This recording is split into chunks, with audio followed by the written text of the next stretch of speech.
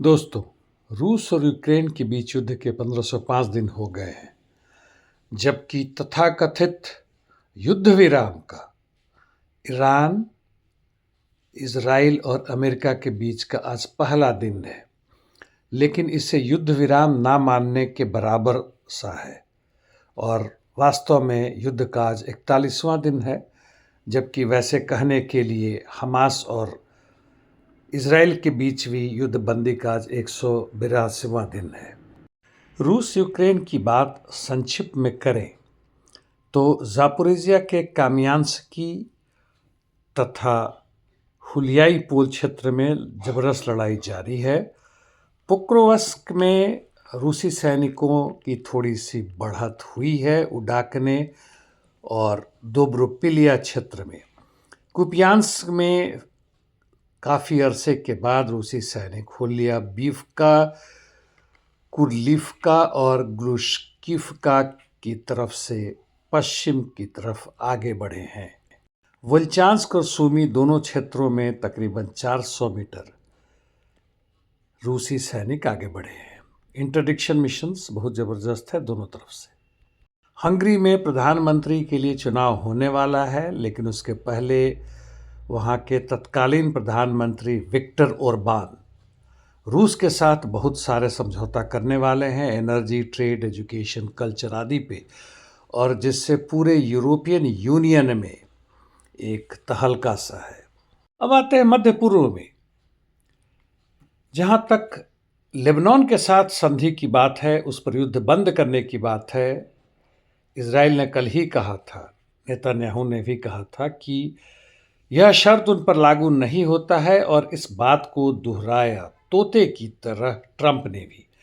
और इसी के दौरान रात भर से और हाल फिलहाल तक आईडीएफ ने बहुत ज़बरदस्त बमबारी की है लेबनान के ऊपर, 80 से अधिक लोगों को मार दिया है।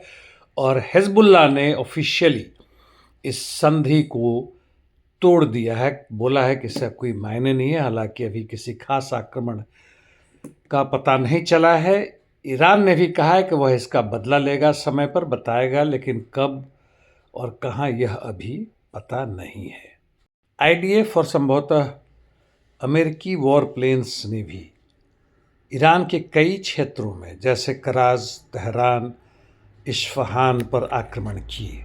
इसके साथ साथ उन लोगों ने ईरान के तेल ठिकानों पर जैसे लिवान और सीरी आइलैंड पर आक्रमण किया। इसमें इजराइल और अमेरिकी वॉर प्लेन के साथ ऐसा लगता है कि पहली बार यूएई का मिराज 2000-9 भी शामिल हुआ। गल्फ के देश अमेरिका और इजराइल की चमचागिरी नहीं छोड़ सकते, खासकर उसमें यूएई उनके हर इशारों पर नाचने को तैयार है, और यह तब तक होगा जब तक वहाँ के शेख राजा महाराजाओं को खत्म ना किया जाए और सही मायने में प्रजातंत्र ना आए। आप एक बात पर गौर जरूर फरमाएं कि अमेरिका कहता है कि जहाँ प्रजातंत्र नहीं है वहाँ ज़बरदस्ती आर्म फोर्सेस भेजकर प्रजातंत्र की बहाली करता है, जबकि पूरे गल्फ देशों में, अरब देशों में प्रजातंत्र का गला घोंटकर उसने ऐसे शेख और शासन तैयार किए हैं जो इनके घुटने पर नतमस्तक हैं। यह पूरे लैटिन अमेरिका, अफ्रीका और दुनिया के अन्य देशों में भी लागू होता है। ईरान ने अपने तेल ठिकानों पर आक्रमण के बाद से उसने अल जुबैल और ईस्ट वेस्ट ऑयल पाइपलाइन पर आक्रमण किया है, जो सऊदी अरबिया और फुजैराह यानी यूएई में है।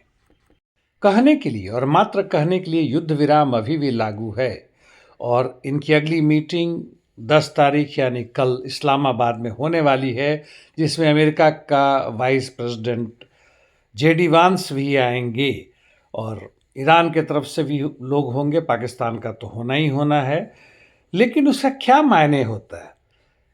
जब मौका मिले इजराइल एक दो नहीं, दर्जनों नहीं, 80, 90, 100 लोगों की हत्याएं कर रहा है। यह काम गाजा पट्टी में भी लागू है, जारी है। इस बीच में भारत व्यस्त है अंदरूनी चुनाव के लिए कई राज्यों में, और वायदे और ऐसे वायदे जिसका कोई मायने नहीं है किए जा रहे हैं, झूठ बोला जा रहा है नेताओं द्वारा, और ऐसे कि जनता का कोई दिमाग नहीं है, खोखला हो बिल्कुल, जो मर्जी उसमें ठूसे जाओ, भरे जाओ। वह गार्बेज या डस्टबिन है और कोई मतलब नहीं पड़ता इन नेताओं को कि किस हद तक झूठ बोले या क्या बोले, जिसका सच से कुछ भी लेना देना नहीं है, बकवास करते जाए। क्या हम वास्तव में हम जनता की यही स्थिति आज है? क्या हम इस स्तर तक गिर गए हैं कि ये जो खुद मूर्ख, महामूर्ख, अंधविश्वासी, धूर्त और मक्कार हैं, हमें चलाएं, हमें बेवकूफ़ बनाएं? जरा सोचो दोस्तों, हमारी स्थिति आज ऐसी क्यों हो गई है? हम क्यों इतने बिखर गए हैं? क्यों जाति, धर्म, क्षेत्र, भाषा, लिंग के आधार पर बंटे हुए हैं? क्यों हमारा दिमाग का बिल्कुल दही हो चुका है? और इस सब का असर कहाँ दिख रहा है? बेरोजगारी, महंगाई, असमानता, बिना घर के लोग बाग, सड़कों के किनारे रहते हुए लोग बाग, शिक्षा गायब, स्वास्थ्य गायब। और यह स्थिति केवल भारत की नहीं, पूरे विश्व भर की है, खासकर अमेरिका में, इजराइल में, यूक्रेन में और अन्य देशों में। और तथाकथित रूप से जितने भी समाजवादी देश हैं, तकरीबन वह झुक चुके हैं। वहाँ पूंजीवाद का ही दौर चल रहा है, खासकर जैसे चीन में। आज के लिए इतना ही दोस्तों, धन्यवाद।